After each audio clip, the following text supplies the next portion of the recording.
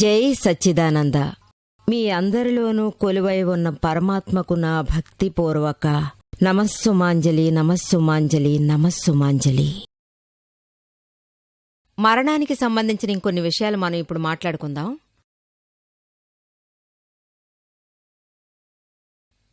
మరణం పొందిన వాళ్ల వెనకాల బంధువులకి వచ్చే దుఃఖాన్ని ఏ ఒక్క జ్ఞానం వల్ల ఏం చెప్పి దేన్ని చెప్పి వివరించి వాళ్లను దాన్నుంచి ముక్తి పొందించాలి. ఎలా వాళ్ళు ఇప్పుడొచ్చిన వాళ్ల సమస్యల నుంచి బయటకొచ్చి వాళ్ళు దీనికోసమే దాదాజీ ఆయన తన జీవితంలో జరిగిన అనుభవాల గురించి చెప్పారు. ఆయన చెప్పింది ఏంటంటే, ఒక సహోదరుడు ఎప్పుడూ నన్ను చూడ్డానికి వస్తాడు. అతని భార్య 10 ఏళ్ల క్రితమే చనిపోయింది. అతను ఎప్పుడొచ్చినా దాదాజీ యొక్క ఆత్మజ్ఞానాన్ని చూడ్డం, ధర్మాల గురించే ఎప్పుడూ మాట్లాడుతూ ఉంటారు ఆయన దగ్గర. దాదాజీ ఎంతగా ధర్మాల గురించి చెప్పినా ఆయన ఏదో ఒక కారణం చూపించి దాన్ని మాటలతో తన భార్య జ్ఞాపకం వచ్చి ఆ జ్ఞాపకాన్ని ఎలాగైనా సడన్గా తీసుకొచ్చేస్తారు. దాన్ని ఎలా తీసుకొస్తాడో తెలీదు. ఆవిడ్ని తలుచుకోగానే వెంటనే కళ్లల్లోంచి ధారధారగా అలాగే కన్నీళ్లు కారతాయి. ఇతని పద్ధతి ఎప్పుడూ ఇలాగే ఉండడం జరుగుతుంది. ఎప్పుడు ఒకసారి దాదాజీ అతనితో చెప్పారు, ఇలా చూడండి, మీరు మీ భార్యను తలుచుకుని ఇలా ఏడుస్తుంటే మీ సతీమణి చనిపోయి ఎంత కాలం అయ్యుంటుందని అడిగారు.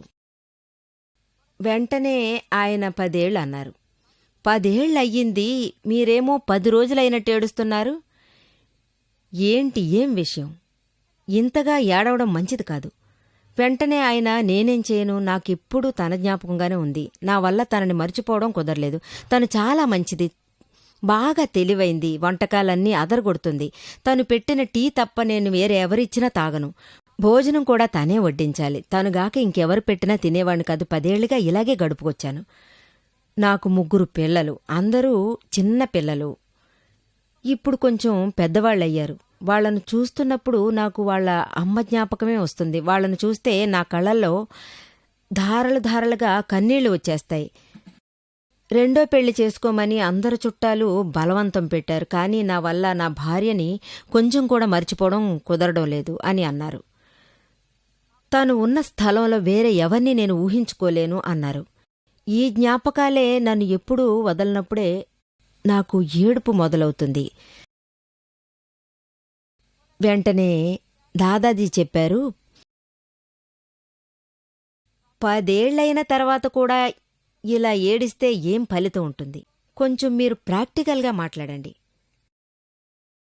దానికాయన ఏం చెప్పారంటే, నేను మర్చిపోవాలనుకుంటున్నాను కానీ మర్చిపోలేకపోతున్నాను. ఏం చేయను, ఏవేవో ప్రయత్నాలు చేసి చూశాను. కానీ ఏ విధంగానూ నాకు ఏ ఒక్క సక్సెస్సు కలగడం లేదు. వెంటనే దాదాజీ, నిజంగానే మీరు మీ భార్యను మరిచిపోవాలని చూస్తున్నారు కదా, ఈ ఏడుపంతా మానుకోవాలని చూస్తున్నారు కదా అన్నారు. వెంటనే ఆయన, అవును, నాకు అదే కావాలి అన్నారు. వెంటనే దాదాజీ, ఇలా చూడండి, ఈ భార్య అనేది ఒక విషయం, అది అర్థం చేసుకోండి. మీ వైఫ్ని మీరు మొదట్లోనే ట్రైన్లో చూసి ఉండుంటే అక్కడ మీరు కూర్చున్నారు. అప్పుడు మీరు ఆవిడ నిలబడి ఉన్నారు. అప్పుడు ఆవిడ మీ దగ్గర, నాకు కొంచెం స్థలం ఇవ్వండి అని అడిగితే మీరు ఆవిడకి కూర్చోడానికి స్థలం ఇస్తారు కదా.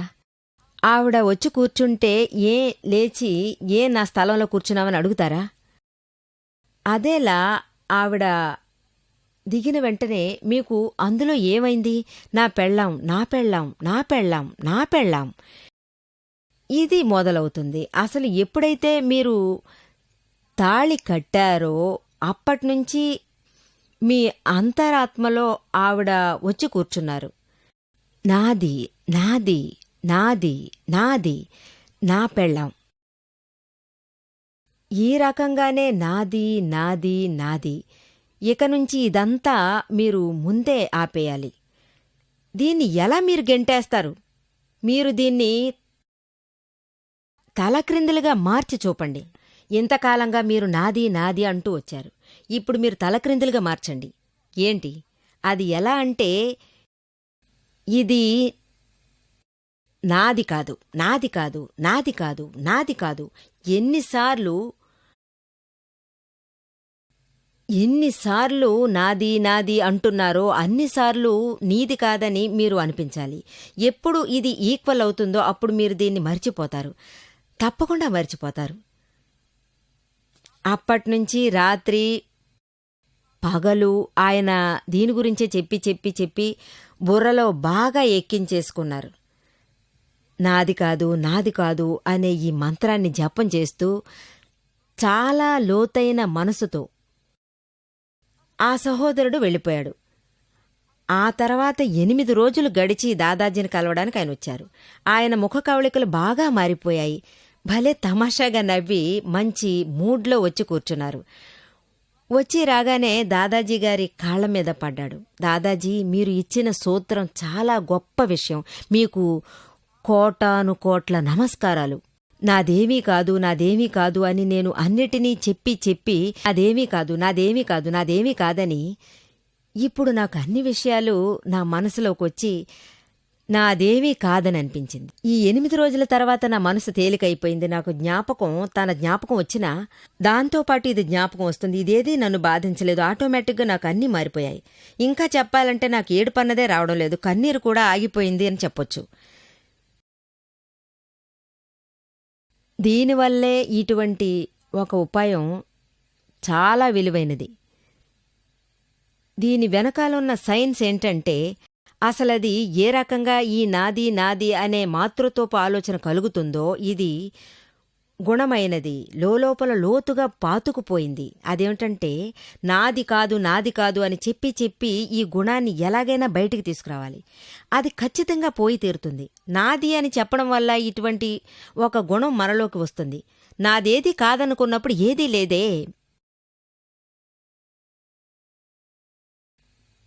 మీరు ఇప్పుడు ట్రావెలింగ్ చేస్తున్నారు. ఇప్పుడు మీ బ్యాగ్లో చాలా విలువైన వస్తువులు ఉన్నాయి. మీ బ్యాగ్ ఎక్కడో మాయమైతే అది మీకు తెలిసొస్తుంది. యాక్చువల్గా మీరు ట్రావెల్ చేసేటప్పుడు మిగతా వాళ్ళు పెట్టులు పెట్టే చోటనే మీరు కూడా మీ బ్యాగ్ని అక్కడ ఉంచారు. పోయిందనగానే మీకు చాలా బాధగా ఉంటుంది కదా. అప్పుడు దీన్ని తలిచి ఇక ఏమవుతుందో ఎలా అవుతుందోనని మీరు బాధపడతారు. 1-2 లక్షల విలువగల వస్తువులు ఉన్నాయి. బంగారం కూడా ఉంది. ఇంకా చాలా ఉన్నాయి. దాన్ని మీరు పైన ఉంచారు. తప్పిపోయింది. మీరు దిగేటప్పుడు అది మీకు దొరకలేదు. అందరూ కూర్చుని దాన్ని వెతుకుతున్నారు. అది తప్పిపోయింది అనుకున్నారు. కొంతసేపు అయ్యాక ఒక వ్యక్తి అక్కడికి వచ్చాడు. ఆయన మీతో ఆ తప్పిపోయిన బ్యాగు అది అసలు మీదే కాదు, తప్పిపోయింది నాది. మీ బ్యాగు అక్కడుంది, పక్కనున్న కంపార్ట్మెంట్లో ఉంది. మీరెళ్ళి చూడండి. మీరు ఉంచిన బ్యాగ్ అలాగే ఉంది. తీసుకోండి. మీ పేరు కూడా ఉంది. అప్పుడు మీ బాధ పోతుంది కదా. నాది అన్నప్పుడు ఎంత బాధ కలిగింది. పోయినది నిజంగా నాది కాదు. ఆ దుఃఖం పోతుంది కదా. ఈ రకంగానే ఎవరు చనిపోతారో అది ఆత్మలో నుంచి బయలుదేరుతుంది. శరీరం ఏమైనా అవుతుందా? శరీరం ఎవరికోసమూ చావలేదు. అది ముమ్మాటికి ఉండదు. అంతా ఒక్కరోజే బంధం తెగిపోయేది కదా. ఎప్పుడు మరణం సంభవిస్తుందో ఆ బంధం ముందుకు సాగదు. ఆ బంధం తెగిపోయిన తర్వాత మనం నాది నాది అంటూ ఉంటాం కదా. అవన్నీ ఈ మాతృత్వంలోని ప్రభావాలే కదా. మీరు గనక ఈ రకమైన ప్రేమాభిమానాల నుంచి బయటకు వచ్చేస్తే ఏ సమస్య ఉండదు. దీన్ని నేను నా కోసం ప్రయోగం చేసి చూశాను. నాకు ఇరుగు పొరుగున అన్న ఇంట్లో ఉన్నవాళ్ళు ఇలాగా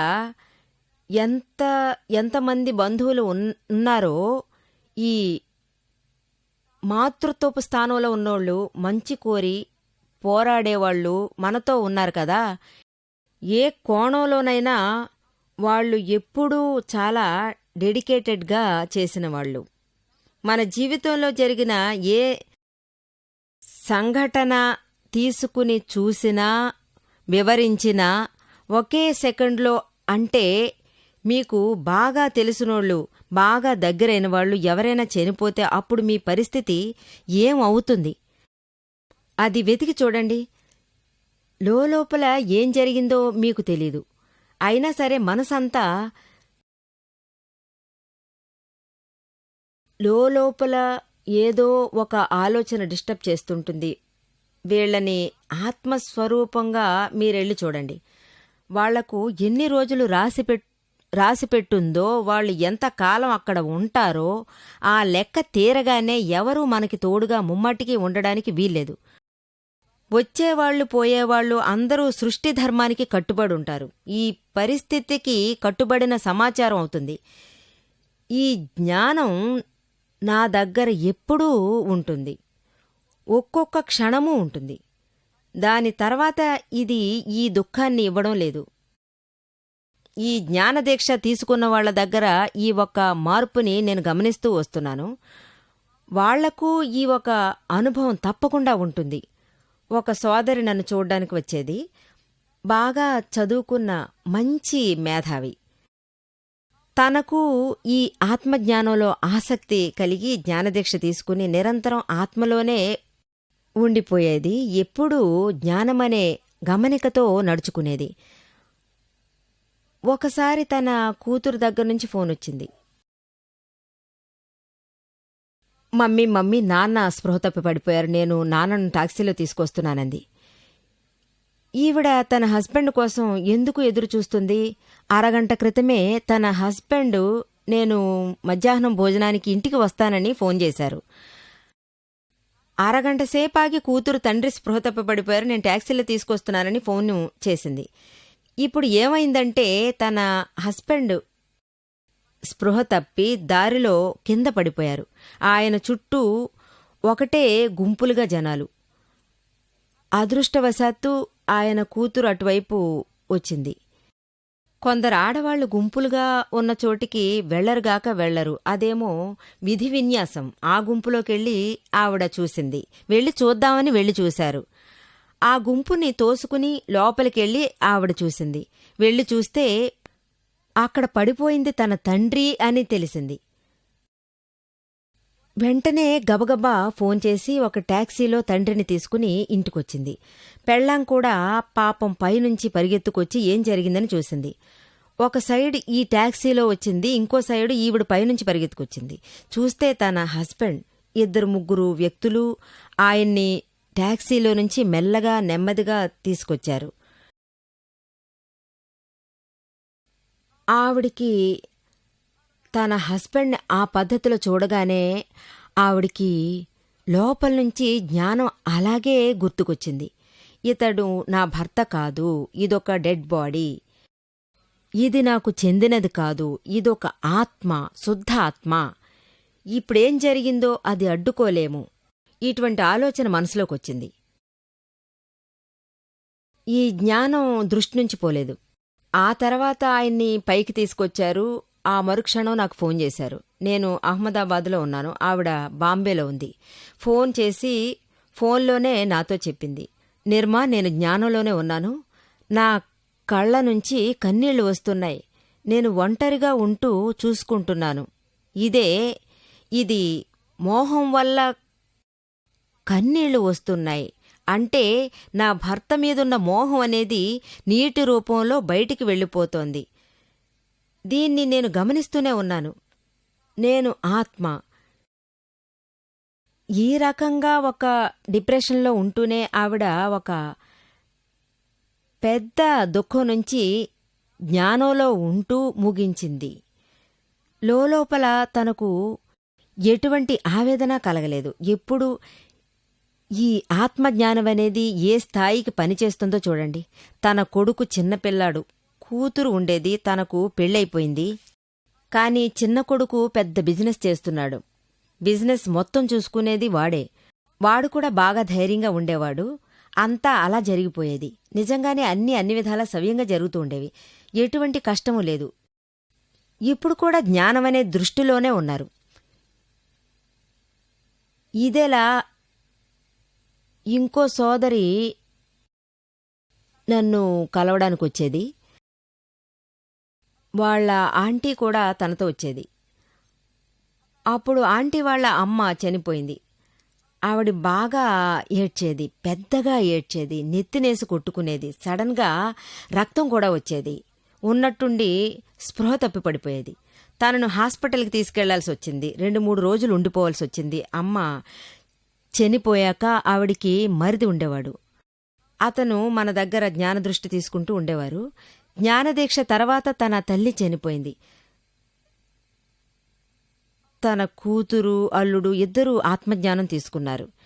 ఈ ఆత్మని అర్థం చేసుకున్నాక వాళ్ళిద్దరికీ చాలా నార్మల్గానే ఉండేది. ఏడవడం, అరవడం లాంటి ఏ గొడవలు చేయకుండా ఉండేవారు. చనిపోయిన వాళ్ల ఆత్మ కోసం ప్రార్థనలు చేస్తూ ఉండేవారు. పక్కనున్న వాళ్ళందర్నీ ప్రార్థన చేయమన్నారు. చేయించడమూ జరిగింది. చనిపోయిన తర్వాత ప్రార్థన శిబిరం కూడా ఏర్పాటు చేసింది. ఆవిడేమో, నిర్మాజీని మాత్రం ఇక్కడికి పిలుస్తాను, వాళ్ళందరి బంధువుల్ని రప్పించి జ్ఞానదీక్ష ఇప్పిస్తాను అని చెప్పింది. అందర్నీ జ్ఞానదీక్ష తీసుకోమని చెప్తాను. ఇదే నా ఆశ.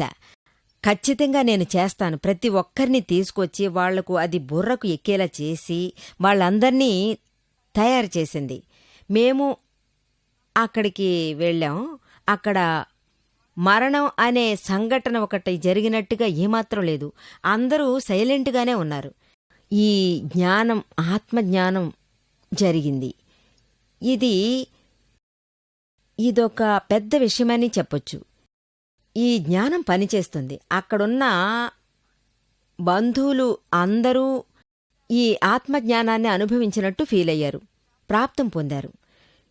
ఇటువంటి అనుభవాలు కూడా జ్ఞానదీక్ష తీసుకున్న తర్వాత కదా వచ్చాయి. ఒకసారి నా సొంత అనుభవమే. నేను హైవేలో వెళ్తున్నాను.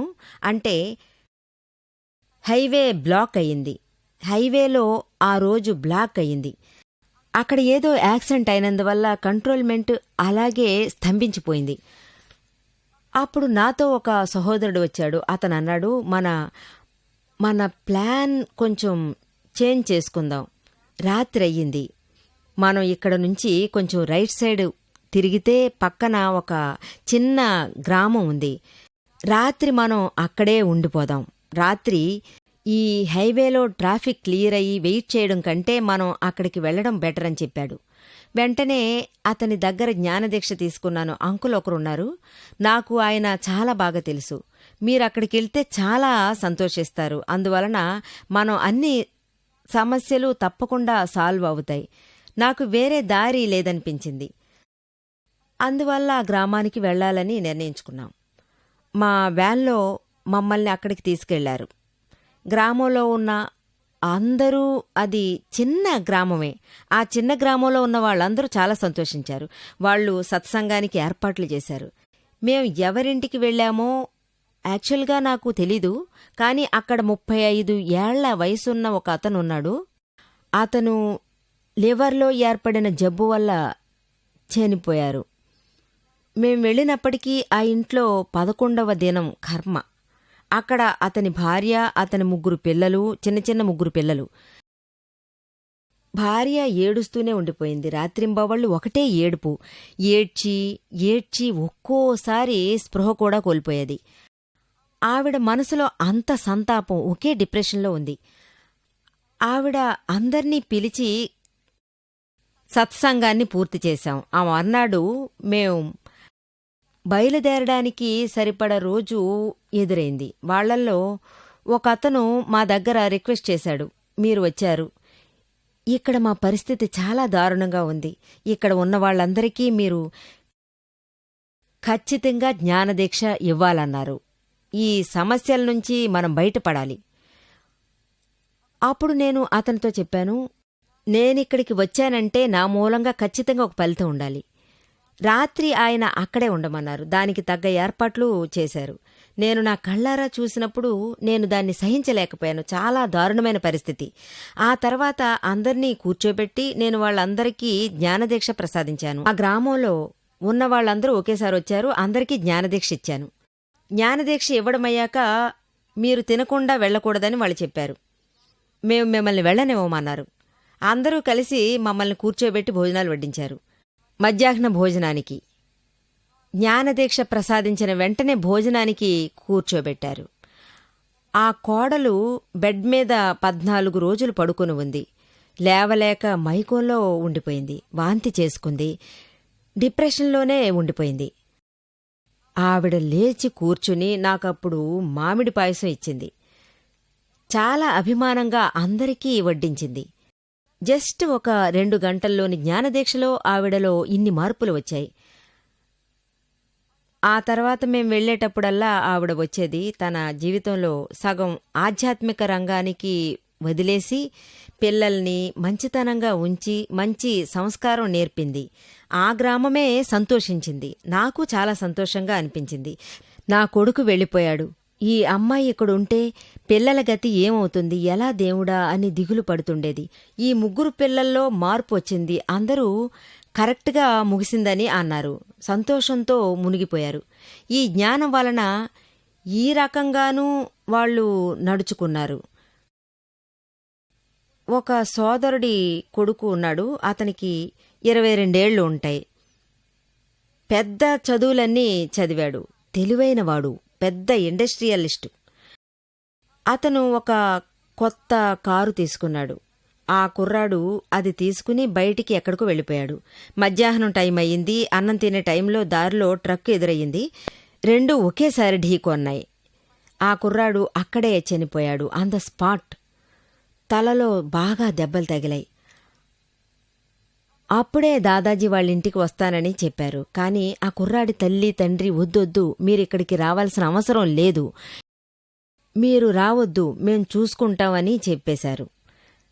రాత్రంతా అన్నీ చేసి కార్యం ముగించిన తర్వాత తల్లి తండ్రి వాళ్లే దాదాజీని 9 గంటలకి చూడ్డానికి వచ్చారు. చాలా నార్మల్గా ఉన్నారు. మేమందరం అక్కడే కూర్చున్నాం. వాళ్ళిద్దరూ చాలా నార్మల్గా ఉన్నారు. దాదాజీ ఆ ఇద్దరిని ఆశీర్వదించారు. ఇద్దరూ సంతోషపడ్డారు. దాదాజీ వాళ్ళని అడిగారు, ఎలా ఉంది అని. ఇద్దరూ కలిసి, మీ జ్ఞానదీక్ష మమ్మల్ని కాపాడింది. దీనివల్ల మేం చాలా ముక్తి పొందామని వాళ్ళు చెప్పారు. ఈ నేరం ఖచ్చితంగా మాది కానే కాదు. తన కర్తవ్యం అది చేసుకుపోయింది. ఏది జరిగిందో అది అడ్డుకోలేము. కరెక్ట్, న్యాయం. లోపల మేము న్యాయంగానే ఉన్నాం. దాంతో ఆయన అదొక రకమైన వ్యాఖ్యానము చేశారు. వాళ్ళు మాలాగా అమ్మా నాన్నలకు ధన్యవాదాలు చెప్పుకుంటున్నాం. ఈ జ్ఞానమనేది ఒక గొప్ప విషయం. అంతకంటే మహానుభావుడు ఈ జ్ఞాని. జ్ఞానాన్ని ఇచ్చిన వ్యక్తి. జై సచ్చిదానంద.